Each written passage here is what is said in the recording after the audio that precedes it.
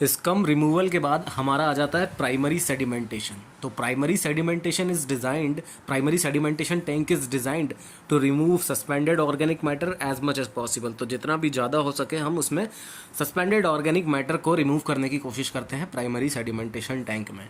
Design is completely experimentally based on type 2 settling. तो जो इसमें सेटलिंग होती है वो होती है टाइप 2 सेटलिंग होती है प्राइमरी सेडिमेंटेशन टैंक में। टाइप 2 सेटलिंग कौन सी होती है? टाइप 2 सेटलिंग और फ्लक्युलेंट settling is the one in which the particle interact with each other and change their velocity of settlement। तो टाइप 2 सेटलिंग में यानी कि फ्लक्युलेंट सेटलिंग में क्या होता है, जो पार्टिकल्स होते हैं वो एक दूसरे से इंटरेक्ट करते हैं और एक दूसरे के पास आ जाते हैं, और उसके बाद जब वो एक दूसरे के पास आ जाते हैं और उसके बाद वो सेटल होते हैं तो उनकी जो वेलोसिटी होती है वो बढ़ जाती है। Detention time varies from 2 to 2.5 hours. तो प्राइमरी सेडिमेंटेशन टैंक में जो डिटेंशन टाइम होता है वो होता है 2 से 2.5 घंटे का। PST can also have a surface scraping mechanism for scum removal. तो पीएसटी में जैसा कि हमने स्कम रिमूवल में देखा था कि स्कम रिमूवल थ्रू पीएसटी में हम उसके थ्रू भी स्क्रैपिंग मैकेनिज्म से स्कम रिमूवल कर सकते हैं। प्राइमरी सेडिमेंटेशन टैंक में भी स्कम रिमूवल किया जा सकता है। PST used can be circular और रेक्टेंगुलर। तो पीएसटी का शेप जो है वो सर्कुलर भी हो सकता है या रेक्टेंगुलर भी हो सकता है। Normally for domestic sewage no chemical addition is done. तो जो डोमेस्टिक सीवेज होता है और वहाँ पे अगर हम प्राइमरी सेडिमेंटेशन टैंक बना रहे हैं तो कोई केमिकल ऐड करने की ज़रूरत नहीं है हमको प्राइमरी सेडिमेंटेशन टैंक में। Chemicals are generally used in industrial waste water treatment. तो जो केमिकल्स हम यूज़ करते हैं वो ट्रीट करने के लिए प्राइमरी सेडिमेंटेशन टैंक में, वो हम इंडस्ट्रियल वाटर का अगर ट्रीटमेंट करना हो तो करते हैं। अब हमारा सर्कुलर पीएसटी कैसा होगा? तो सर्कुलर पीएसटी आप देख सकते हैं हॉरिजॉन्टल फ्लो टाइप का जो पीएसटी होगा, इसमें फ्लो जो होगा, फ्लो की डायरेक्शन इसमें हॉरिजॉन्टल होगी और सर्कुलर मतलब कि ये गोल होगा। इसमें जो बॉटम है आपका हॉपर्ड होगा और जो भी स्लज होगा वो नीचे जाके इकट्ठा हो जाएगा और उसको हम स्लज स्क्रैपर से निकाल लेंगे, और जो हमारा स्कम रहेगा वो ऊपर जाके इकट्ठा हो जाएगा, स्कम यानी कि ऑयल ग्रीस वगैरह, और वो सब जो है उसको हम स्कम स्क्रैपर से निकाल लेंगे। और उसके बाद यहाँ से सीवेज जो है वो यहाँ से एंट्री करता है, नीचे से एंट्री करता है और यहाँ से इस तरीके से फ्लो होता है, और जो स्लज है वो नीचे रह जाता है, और हमारा जो ये फिर वहाँ से स्लज हम ये पंप के थ्रू यहाँ से निकाल लेते हैं। उसके बाद आ जाते हैं हम बायोलॉजिकल यूनिट्स में। तो बायोलॉजिकल यूनिट्स में अगर सारे पार्टिकल्स जो हैं, पैसेंजर्स जो हैं, अगर ऑर्गेनिक मैटर की बात करें तो अगर वो इंडिविजुअली अलग अलग फ्लो कर रहे हैं तो उनका जो सेटलमेंट होगा वो बहुत ही कम सेटल होंगे, और अगर वो बायोफ्लूक बना के अगर सेटल हो रहे हैं तो सेटलमेंट जो होगा वो बहुत ज़्यादा होगा, मतलब वहाँ पे सेटलमेंट ज़्यादा होगा। तो इसके बायोलॉजिकल यूनिट्स जो है उनके बारे में हम इंपॉर्टेंट ऑब्जेक्टिव पॉइंट्स देख लेते हैं। The objective of biological unit is to decompose the organic matter as much as possible to ensure their settlement as much as possible. तो बायोलॉजिकल यूनिट का जो ऑब्जेक्टिव रहता है, हम लगाते हैं इसको इसलिए ताकि वो ज़्यादा से ज़्यादा ऑर्गेनिक मैटर को डिकम्पोज कर सके और सेटलमेंट जो है वो ज़्यादा से ज़्यादा पॉसिबल हो सके उसके कारण। बायोफ्लॉक क्या होता है? तो biofloc is a system in which a large quantity of life group of forms micro organisms live and multiply. तो बायोफॉर्म एक ऐसी जगह होती है जहाँ पे कि बहुत सारे माइक्रो ऑर्गेनिज्म एक लार्ज क्वांटिटी में वो वहाँ पे ज़िंदा रहते हैं और मल्टीप्लाई होते जाते हैं। Bioflocs are comparatively denser than the organic matter originally present. तो जो बायोफ्लॉक्स रहते हैं वो आप डायग्राम में भी देख सकते हैं कि इसमें डेंस कौन सा है, तो ये बायोफ्लॉक वाला जो डायग्राम है वो डेंस है, और अगर इंडिविजुअल रह रहे हैं माइक्रो ऑर्गेनिज्म तो वो डेंस नहीं है, उसकी डेंसिटी कम है। तो अगर पॉपुलेशन डेंसिटी के अकॉर्डिंग आप यहाँ से समझ सकते हैं।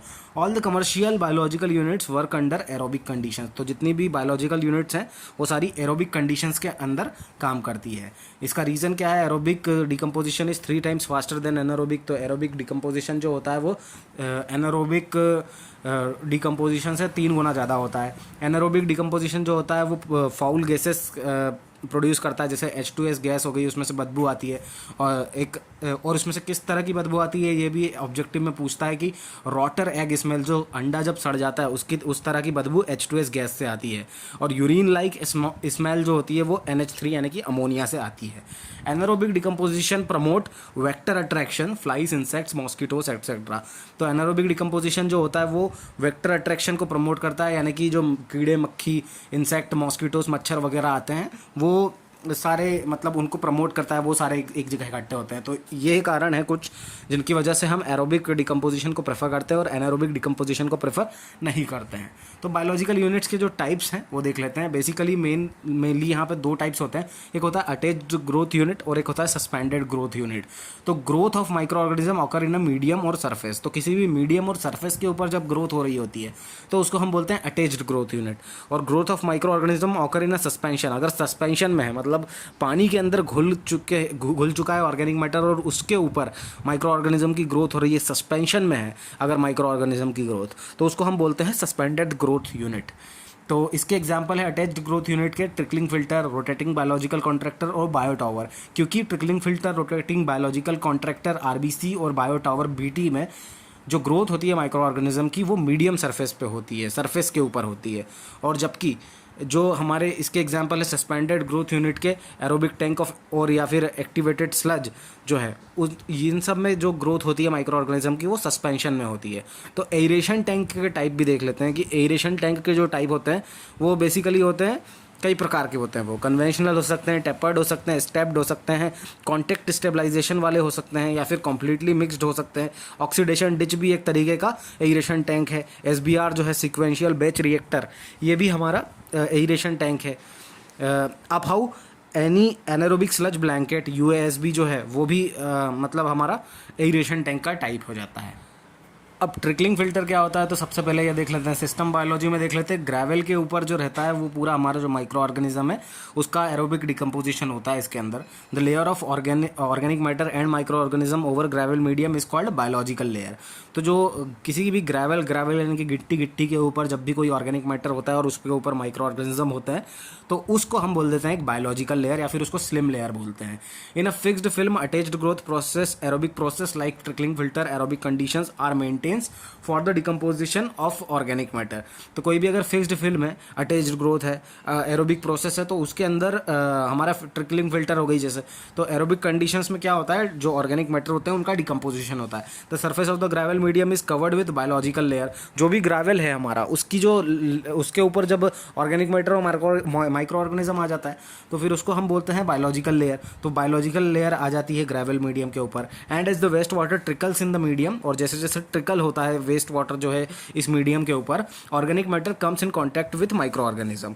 तो क्योंकि इस वेस्ट वाटर के अंदर माइक्रो ऑर्गेनिज्म होते हैं तो जो भी ऑर्गेनिक मैटर होता है वो माइक्रो ऑर्गेनिज्म के कॉन्टैक्ट में आता है, क्योंकि वेस्ट वाटर जो है वो उसके ऊपर ट्रिकल हो रहा है। And micro organism gate abundant oxygen from air, और उन माइक्रो ऑर्गेनिज्म को ऑक्सीजन मिल जाती है बहुत ही ज़्यादा मात्रा में। As more and more organic matter gets trapped, thickness of biofilm biological layer increases and therefore the interior part of this layer do not get oxygen। और जैसे जैसे कि हमारे ऑर्गेनिक मैटर ट्रैप होते जाता है, बढ़ते जाता है, तो उसकी जो बायोफिल्म की या बायोलॉजिकल लेयर है हमारी उसकी थिकनेस बढ़ती जाती है। और इसीलिए क्या होता है ज़्यादा से ज़्यादा जो हमारा पार्ट है लेयर का, नीचे वाला जो पार्ट है हमारा, उसको फिर ऑक्सीजन नहीं मिल पाती है, क्योंकि ऊपर वाले जो माइक्रो ऑर्गेनिज्म है वही सारी ऑक्सीजन लेने लगते हैं और नीचे तक ऑक्सीजन पहुंच नहीं पाती है। तो anaerobic contents start being observed in such location due to which sloughing occurs. तो स्लॉगिंग क्यों होती है? स्लॉगिंग होती है क्योंकि अब वहाँ पे ऑक्सीजन नहीं पहुँच पा रही है नीचे के एरिया में, तो वहाँ पे एनारोबिक कंडीशंस डेवलप हो रही है और उन एनारोबिक कंडीशंस की वजह से स्लॉगिंग नाम की एक प्रोसेस होती है। Due to sloughing action biofilm gets detached. तो अब ये अटैच्ड ग्रोथ प्रोसेस सिस्टम है और क्योंकि स्लॉगिंग एक्शन हो रहा है तो ये जो हमारी बायोफिल्म है वो डिटैच हो जाती है सरफेस से, जो ग्रेवल की सरफेस थी उससे। And the layer becomes aerobic again, तो फिर उसके बाद वापस वो एरोबिक बन जाती है। ट्रिकलिंग फिल्टर का ऑपरेशन क्या है ये देख लेते हैं। Trickling filter are always circular in plan. ऊपर से अगर हम ट्रिकलिंग फिल्टर को देखें, टॉप व्यू उनका देखें, तो वो हमेशा हमको गोल दिखते हैं, सर्कुलर दिखते हैं, because rotating distributary arms will cover a circular area. तो जो क्योंकि उसमें क्या होता है, रोटेटिंग डिस्ट्रीब्यूटरी आर्म्स लगे हुए होते हैं और वो जो आर्म्स हैं वो हमारे को कुछ गोल एरिया में दिखते हैं। जैसे कि हम पंखे को देखते हैं तो वो पंखा हमको गोल दिखता है। Size of gravel media is 25 to 75 mm। तो ग्रेवल मीडिया का जो साइज़ है वो 25 से 75 mm का होता है। फाइनर ग्रेवल जो होते हैं वो 25 mm से कम के होंगे, क्योंकि जो अगर नॉर्मल साइज़ है वो 25 से 75 है तो उससे कम के साइज़ को हम फाइनर बोल देंगे ग्रेवल को। उसके जो कि जल्दी चोक हो जाते हैं। जो हमारे फाइनल ग्रेवल होते हैं, क्योंकि उनका साइज छोटा है तो उनके बीच में गैप जो रहता है वो कम रहता है और इसलिए वो जल्दी चोक हो जाते हैं। Rotating distributive arms rotation speed is kept between 0.5 to 2 RPM. तो जो भी हमारे रोटेटिंग आर्म्स होते हैं उनकी जो स्पीड होती है वो आधे से 2 आरपीएम तक की होती है, 0.5 से 2 आरपीएम तक की। वी कैन यूज़ 2 और 4 आर्म्स सिस्टमेटिकली प्लेस्ड। तो हम 2 आर्म्स भी यूज़ कर सकते हैं और 4 आर्म्स भी यूज़ कर सकते हैं। Usually efficiency of decomposition is between 65 to 80%। तो जो ऑर्गेनिक मैटर का डिकम्पोजिशन हो रहा है वो लगभग हमको 65 से 80% की एफिशिएंसी मिल जाती है। अगर डायग्राम देखें हम तो स्टैंडर्ड रेड और कन्वेंशनल जो ट्रिकलिंग फिल्टर होता है वो कुछ इस टाइप का होता है। जैसा कि हमने पहले भी देखा था कि यहाँ से पंप से हमारा डिस्चार्ज आता है और उसके बाद ऊपर जाता है और ऊपर वहाँ पे स्लज वगैरह बनता है और जो भी लेयर्स बनती है बायोफिल्म वगैरह जो बनती है वो आ जाती है और उसके बाद वहाँ से हम स्लज को बाहर ले लेते हैं और स्लज को यहाँ पे ट्रीट करने के बाद हम स्लज को आउट कर देते हैं। और हाई रेट ट्रिकलिंग फिल्टर का डायग्राम कुछ इस तरीके से बनता है। इसमें हम रीसर्कुलेशन का हम एक प्रोविज़न प्रोवाइड करते हैं, क्योंकि जब पंप से पानी आता है तो उसके बाद हम एक बार और रीसर्कुलेशन यानी कि एयर के लिए रीसर्कुलेशन हम यहाँ पे प्रोवाइड करते हैं। Recirculation of effluent ensure control over slugging action.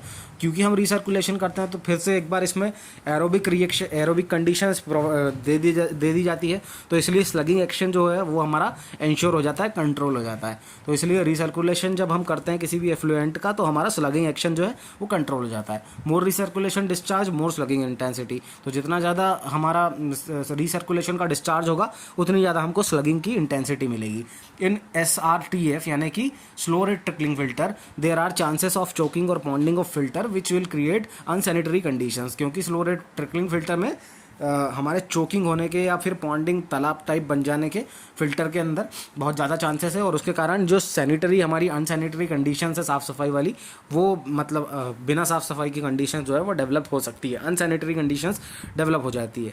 It will also promote vector attraction और उसके कारण हमारा वेक्टर अट्रैक्शन भी हो सकता है और उसके बाद हमारी फाउल गैसेस भी रिलीज हो सकती है। However, in a trickling filter, these problems do not exist। जो हमारा HRTF high rate trickling filter जो है उसमें इस तरह की दिक्कत नहीं आती है और इसलिए आज के टाइम पे अक्सर हम हाई रेट ट्रिकलिंग फिल्टर ही यूज़ करते हैं। तो ट्रिकलिंग फिल्टर के डिज़ाइन पैरामीटर्स जो है वो देख लेते हैं। दो तरीके के डिज़ाइन पैरामीटर्स होते हैं इसमें।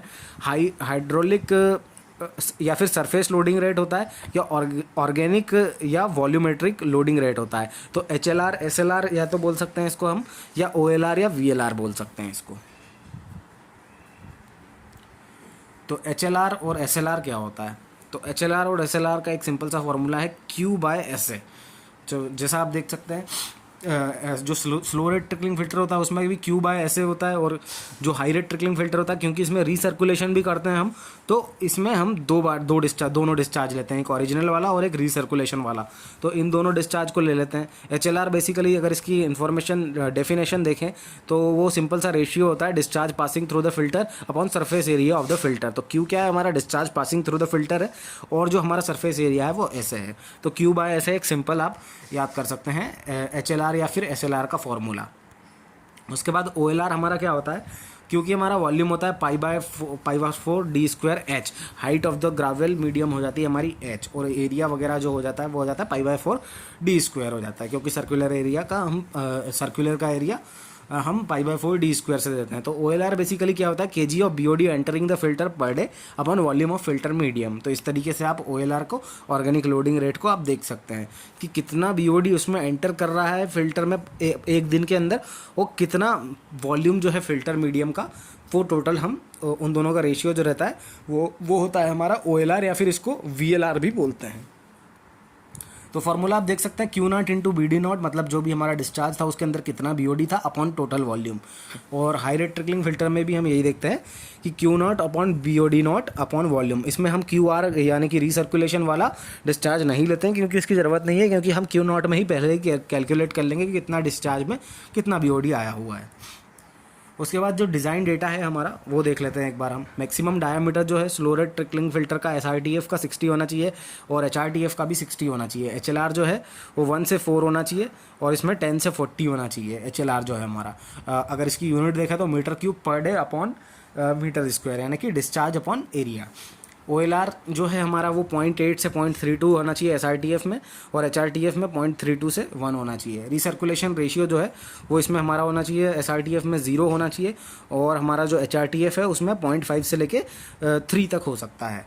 और डेप्थ ऑफ ग्रेवल मीडियम जो है 1 से 3 mm होना चाहिए, और HRTF में अंदर 0.9 से 2.5 सेंटीमीटर होना चाहिए। उसके बाद जो फ्री बोर्ड है हमारा मीटर में अगर देखें तो 0.3 दोनों में होना चाहिए, HRTF में और SRT। उसके बाद अगली जो हमारी बायोलॉजिकल यूनिट आती है वो आती है रोटेटिंग बायोलॉजिकल कॉन्ट्रैक्टर, यानी कि RBC। इसको हम बनाते हैं हाई डेंसिटी के पॉलीथिलीन मतलब HDPE से बनाते हैं, ताकि हम एनर्जी है उसको, जो रोटेशन में जो एनर्जी लगती है उसको हम रिड्यूस कर सकें, इसलिए हम इसको HDPE से बनाते हैं। अब इसके बारे में इंपॉर्टेंट पॉइंट्स देख लेते हैं। RBC is a moving bed aerobic and fill and draw type tank. तो ये एक मूविंग बेड टाइप का टैंक होता है, ये एरोबिक होता है, और ये फिल एंड ड्रॉ मतलब इसमें हम भर सकते हैं स्लज जो है हमारा वेस्ट जो है, और उसको ड्रॉ कर सकते हैं। इस टाइप का एक टैंक होता है ये। In RBC aerobic bacteria are predominant, क्योंकि ये एरोबिक होता है तो इसमें एरोबिक बैक्टीरिया जो रहते हैं वो प्रीडोमिनेंट होते हैं, मतलब ज़्यादा होते हैं। It is the medium which is moving at 3 to 6 RPM and the water is stationary. तो ये एक ऐसा मीडियम होता है जो कि मूव कर रहा होता है। तो जो ये HDP की जो हम बनाते हैं उस ये जो मीडियम है ये मूव कर रहा होता है, पर जो हमारा वाटर रहता है वो स्टेशनरी रहता है। और ये जिस स्पीड से मूव कर रहा होता है, इसकी जो रेवोल्यूशन पर मिनट होते हैं वो होते हैं 3 to 6 RPM। तो 3 to 6 RPM के स्पीड से रोटेट कर रहा होता है ये रेवोल्यूशन से, और इसका जो वाटर रहता है वो स्टेशनरी रहता है। RBC disc are submerged up to 40%। तो जो ये RBC जो की जो डिस्क रहती हैं ये 40% तक सबमर्ज्ड होती है। उनका अगर डायामीटर अगर D है तो 0.4 D जो रहेगा वो सबमर्ज्ड रहेगा पानी के अंदर या वेस्ट के अंदर। And the micro organism get the organic matter when immersed and they get oxygen when exposed. तो जब भी वो एक्सपोज होती है, तो जब भी वो डिप होती है उसके अंदर, तब उसमें माइक्रो ऑर्गेनिज्म चिपक जाते हैं, और जब वो बाहर निकलती है, जब एक्सपोज होती है, तब माइक्रो ऑर्गेनिज्म का एरिएशन हो जाता है, यानी कि उनको ऑक्सीजन मिल जाती है। As the growth biofilm increases it gets slugged. और जैसे जैसे बायोफिल्म की ग्रोथ इंक्रीज होती है, बढ़ती जाती है, तो स्लॉग्ड हो जाते हैं, स्लॉगिंग हो जाती है वहाँ पे। SST is not required after RBC। तो अगर हम रोटेटिंग बायोलॉजिकल कॉन्ट्रैक्टर यूज़ कर रहे हैं तो हमको सेकेंडरी सेडिमेंटेशन टैंक की ज़रूरत नहीं पड़ेगी, अगर स्लज सेटलमेंट हमने प्रोवाइड किया हुआ है तो RBC में ही। It handles discharge less than 4 mld, लेकिन इसकी कैपेसिटी होती है 4 mld की, तो ये 4 mld तक से कम के डिस्चार्ज को हैंडल करने के लिए यूज़ किया जाता है। It is type of batch reactor and a unit process. तो ये एक यूनिट प्रोसेस होता है और ये बैच रिएक्टर का एक टाइप है। अब बायो टावर और super high rate trickling filter क्या होते हैं? तो ये बायो टावर कुछ इस तरीके का रहता है, इसमें हम मल्टी लेवल में ट्रिकलिंग फिल्टर्स लगाते हैं HDPE के, हाई डेंसिटी पॉलीथाइलिन के। तो TF1, TF2, TF3 अलग लेवल में इनको लेके जाते हैं, और इसके बाद जब यहाँ से हमारा जो फिल्टर हो जाता है स्लज, तो उसको हम सेकेंडरी सेडिमेंटेशन टैंक से ले जाते हैं एरोबिक वेंटिलेटेड करके। With the invention of synthetic man-made media of low weight, it is possible nowadays to arrange such media in vertical arrangement. तो इसमें जो अरेंजमेंट होता है हमारा वो वर्टिकली अरेंजमेंट होता है, जैसा कि आपने डायग्राम में देखा। Such an arrangement can go up to several metres in height, और कुछ मीटर्स की हाइट तक ये होता है। It can give efficiency of more than 95%। This is called as bio tower. तो ये जो हमारा बायो टावर है ये लगभग 95% से ज़्यादा की एफिशिएंसी हमको दे देता है। This is relatively new concept and thus not much used in India till that, क्योंकि अभी अभी नया कॉन्सेप्ट आया हुआ है, नई नई टेक्नोलॉजी है, तो इंडिया में अभी तक ये नहीं यूज़ किया जाता है। It is fine bed attached growth aerobic unit process. तो एक fine bed attached growth aerobic unit process होती है bio tower. Suspended growth process कौन सी होती है? तो सिस्टम बायोलॉजी होती है। सबसे पहले उसको देख लेते हैं। तो सिस्टम बायोलॉजी में कैटाबोलिज्म आता है, एनाबोलिज्म आता है, फोटोट्रॉप्स क्या होते हैं, कीमोट्रॉप्स क्या होते हैं, ऑटोट्रॉप्स आता है, हिट्रोट्रॉप्स आता है, एंडोजीनियस मेटाबॉलिज्म और डिके आता है। तो बायोटिक मतलब होता है लिविंग। ये चीज़ हमको पता होनी चाहिए कि बायोटिक मतलब होता है लिविंग और एबायोटिक मतलब होता है non living. The food is consumed and energy produced by the process of metabolism. तो जो मेटाबॉलिज्म, अब इनको एक एक करके देखते हैं हम कि catabolism, anabolism, phototrophs, chemotrophs, autotrophs, phototrophs, heterotrophs, endogenous metabolism, ये सारी चीज़ें क्या होती है। तो सबसे पहले हम देखते हैं मेटाबॉलिज्म क्या होता है। तो मेटाबॉलिज्म दो टाइप का होता है, कैटाबॉलिज्म और एनाबॉलिज्म। तो कैटाबॉलिज्म जो रहता है, it is the use of a part of energy, it is the use of a part of energy in solving and day to day activities. तो ये डे टू डे एक्टिविटीज़ में जो energy का use जब हम करते हैं तो कैटाबॉलिज्म उस प्रोसेस को बोलते हैं। और एनाबॉलिज्म होता है, it is the use of remaining energy in creation of new sales. तो नई सेल्स बनाने में जो एनर्जी लगती है उसको हम बोलते हैं एनाबॉलिज्म। फोटोट्रॉप क्या होता है? तो organism that use light from sun for heat, उनको बोलते हैं हम बोलते हैं फोटोट्रॉप। इसका एग्जांपल होता है प्लांट। तो वो ऑर्गेनिज्म जो कि सूरज से अपनी लाइट लेते हैं उनको बोलते हैं हम फोटोट्रॉप। और कीमोट्रॉप क्या होते हैं? Organism that releases heat inside them due to chemical reaction. ये इस टाइप के ऑर्गेनिज्म होते हैं जो उनके अंदर केमिकल रिएक्शन चल रही होती है और उसके थ्रू वो रिलीज करते हैं हीट को। जैसे कि ह्यूमंस हो गए, एनिमल्स हो गए, हम लोग हीट को रिलीज करते हैं तो हम हो गए कीमोट्रॉप। तो फोटोट्रॉप जो है वो प्लांट होते हैं, कीमोट्रॉप जो है वो ह्यूमन और एनिमल्स होते हैं। ऑटोट्रॉप क्या होता है? Organism that drive their energy by consuming inorganic matter और बाय फोटोसिंथेसिस। तो ऑटोट्रॉप वो होते हैं जो अपनी एनर्जी जो है वो कहाँ से लाते हैं? वो लाते हैं ऑर्गेनिक मैटर से, या तो लाते हैं या फिर फोटोसिंथेसिस की जो प्रोसेस होती है उसके थ्रू लाते हैं। और हीटरोट्रॉप क्या होते हैं? तो organism that derive their energy by consuming biodegradable organic matter. तो बायोडिग्रेडेबल ऑर्गेनिक मैटर को जब कंज्यूम कर लेते हैं तो उसके थ्रू जब वो एनर्जी प्राप्त करते हैं उन ऑर्गेनिज्म को बोला जाता है हीटरोट्रॉप ऑर्गेनिज्म।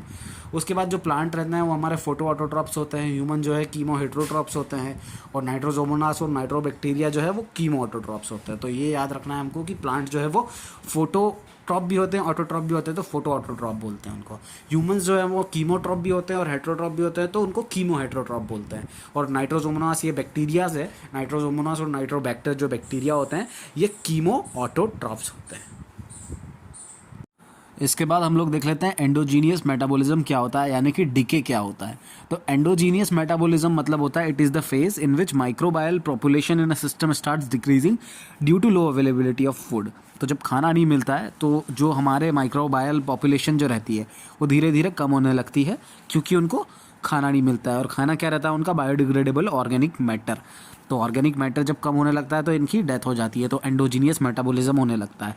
शुरू में आप देख सकते हैं कि प्रोटोप्लाज्म या साइटोप्लाज्म जो है वो पहले वीक होता है और फिर धीरे धीरे रेस्ट इन पीस हो जाता है, RIP हो जाता है।